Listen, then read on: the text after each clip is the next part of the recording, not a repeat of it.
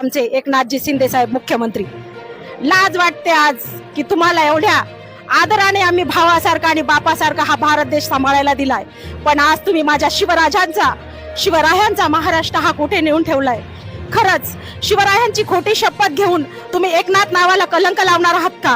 प्रश्न आहे माझा तुम्हाला. आज जर दादांची तब्येत बघितली, 5 दिवस दादांना उपोषणाला बसून झालेत. दादांच्या पोटात अन्नाचा कण नाही, पाण्याचा थेंब नाही. एवढे वैरी आहोत का आम्ही मराठा समाज तुमचा? काय केलंय आम्ही तुमचं सगळ्यांचं?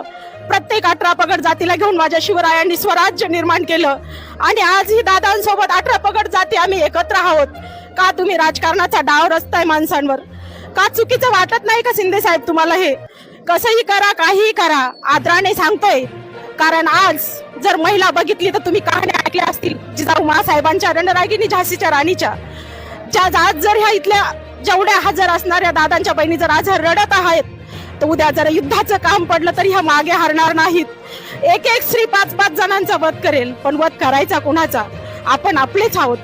म्हणून सांगते एकनाथजी शिंदे साहेब, जर तुमच्या नावाला कलंक लावायचा नसेल, शिवरायांची खोटी शपथ तुम्ही जी खाल्ली, त्या शपथेला जर कलंक लावायचा नसेल, तर तुम्ही लवकरात लवकर येऊन आमच्या दादांचं उपोषण इथं सोडावं आणि मराठ्यांच्या मुलांना आरक्षण द्यावं.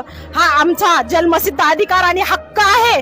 आणि जर तुम्हाला आरक्षण मराठ्यांना द्यायला एवढाच त्रास होत असेल, तर समान कायदा करून टाका आणि जो मुलगा शिकेल तो पुढे जाईल आणि माझा भारत एकदम विकसित राहील. ज्या मुलांना 45% पडता, आज त्यांच्या हातामध्ये देश देत आहे आणि ज्याला 90% पडताय तो फाशी घेऊन मरतोय. कुठे नेऊन ठेवलाय तुम्ही महाराष्ट्र? प्रश्न करते की मोदी साहेबांना आणि मुख्यमंत्री साहेबांना. आज जर मराठा पाण्याचे राहत असतील तर मी सांगते, महाकाल भक्त आहे.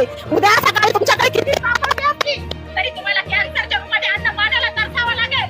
त्याचे लोक गाडीवर पदावर ही सगळी मजा बघताय, त्यांना देव कुठेही सोडणार नाही. कारण महाभारत साक्षी आहे, रामायण साक्षी आहे.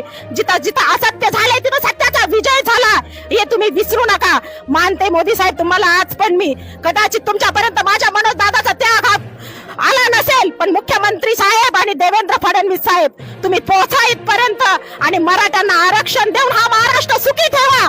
नाही तर ह्या महाराष्ट्रातली जर तरुण मंडळी माझ्या मराठ्यांची पेटली तर इतिहासाचे पान वाचून बघा. ज्या वेळे महाराष्ट्रात कुठली हानी झाली, मराठ्यांचं रक्त, माणूस नाही मेलेलं रक्त सुद्धा जागी हा महाराष्ट्र पेटून टाकेल. म्हणून तुम्हाला मनापासून आणि हृदयापासून सांगतेय, लवकरात लवकर तुम्ही अंतरबलीसारखी पंढरी मानवणी पर्यंत पोहोचा, नाही तर हा महाराष्ट्र पेटवायला वेळ लागणार नाही. जनसबूत न्यूज च्या बातम्या पाहण्यासाठी आजच जनसबूत न्यूज चॅनलला सबस्क्राईब करा आणि बाजूला असणारे बेल आयकॉन प्रेस करा.